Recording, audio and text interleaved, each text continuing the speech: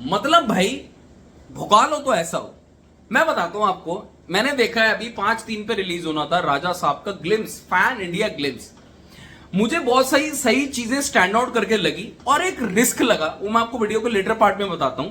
पर बहुत सारे लोगों का सवाल था, यार प्रभास को ना अब प्रभास सलार वाले फॉर्म में ज्यादा लाइक किया जाता है, कल की एक्शनेबल रॉ वो एक होता है ना, वो उस इमेज में ज्यादा किया जाता है। तो उन लोगों के लिए प्रभास का रिप्लाई है, भाई बंदा एक तो है स्मार्ट बहुत लग रहा है, ठीक है। जो इस ग्लिम्स में मुझे कुछ चीजें निकल के आई, ज्यादा लंबा नहीं है, 1 मिनट का भी पूरा नहीं है, स्मार्ट बहुत लग रहा है, म्यूजिक स्टैंड आउट कर कर आ रहा है। और म्यूजिक मैंने देखा तो ये नेशनल अवार्ड विनर का म्यूजिक है, जिन्होंने दिया है, कंपोज किया है, वो स्टैंड आउट निकल कर आ रहा है।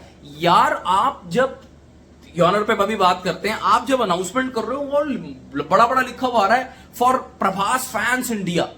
मतलब एक टाइम ये देखो पैन इंडिया लेवल पे किस तरीके से अनाउंसमेंट हो रही है। ये पहले था प्रभास के टाइम पे हमें दिखता था कि यार साउथ के तेलुगु में थिएटर की इमेजेस निकल कर आ रही है, वहां पे फिनोमिना है। बट अभी ये पैन इंडिया लेवल पे बड़ा स्टेबिलिटी से फैंस और सारी लैंग्वेजेस में रिलीज हो रही है ये मूवी। 200 करोड़ का बजट है, ठीक है। मुझे नहीं पता प्रभास इसकी रेम्यूनरेशन इंक्लूडेड है कि नहीं है, मोस्ट प्रॉब्ली नहीं होगी, प्रॉफिट शेयरिंग में होगा। बट बड़ा सवाल कि क्या ये 10 अप्रैल को मूवी रिलीज हुई है। एक्चुअली इस ग्लिम्स में थोड़ा सा फील दे दिया मूवी का, रिलीज डेट अनाउंस कर दी जिसकी स्पेकुलेशन चल रही थी। और भाई हॉरर, कॉमेडी, रोमांस, ये एक ऐसा इन्होंने जो 3 चीजें पकड़ी है ना, ये बहुत रिस्की है, ये बहुत रिस्की है अचीव करनी।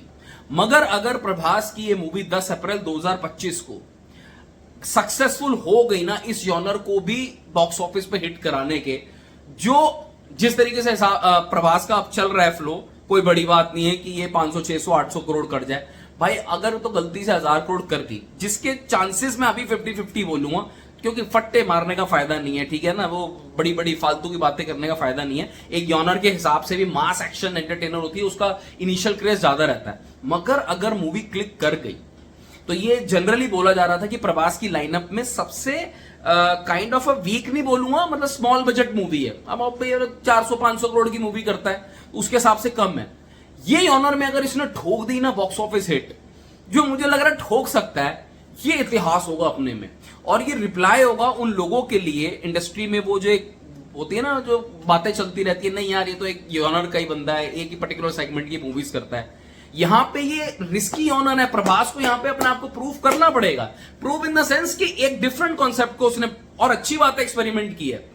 मुझे genuinely as a cinema lover, अगर मैं प्रभास की आने वाली फिल्म्स देखूं, सलार 2 या कल की, उससे पहले अगर राजा साहब आती है और कुछ डिफरेंट ट्राई करते हैं और सक्सेसफुल होते हैं, तो एज अ सिनेमा लवर मुझे अच्छा लगेगा उनको स्क्रीन पे देख के।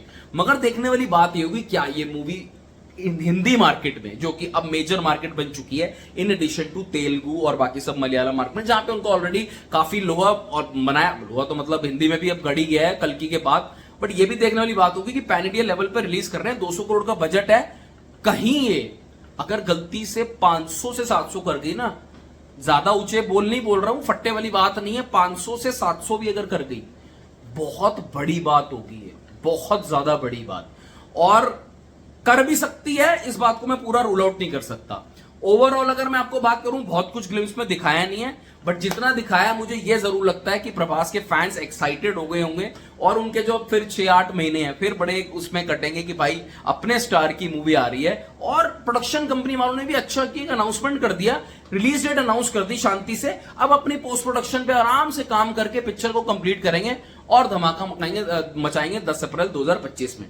तो from dinosaur to darling avatar, this is the best version of any superstar we can see on screen. मतलब फ्रॉम मास एक्शन, मासी वो रोल से सीधा एकदम वो रोमांटिक, स्वीट और वो हॉरर कॉमेडी वाले जॉनर में कूदना, ये अच्छी बात है एज अ एक्टर। तो मुझे तो ये ग्लिम्स बढ़िया लगा राजा साहब का। आपको कैसा लगा? अपनी राय कमेंट सेक्शन पे कमेंट करके बताओ। Take care, bye bye.